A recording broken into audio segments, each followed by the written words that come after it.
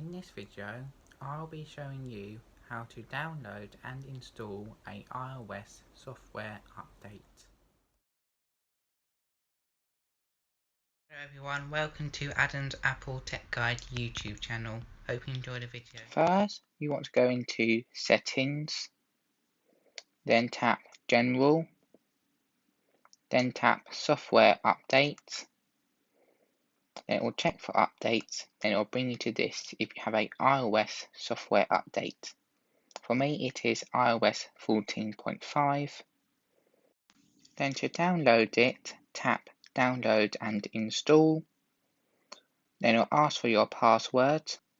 Then when you have put your password in, these cogs here will start moving and also tell you an estimated time here. Also, you can find out more about the update by tapping Learn More. Then it will take to this and you can zoom in to find out more about the update. Then when you are finished in here, tap Back. Make sure you have got your iOS device plugged in if your battery is below 50%. Thanks for watching the video. Please like and subscribe. Thank you. Bye.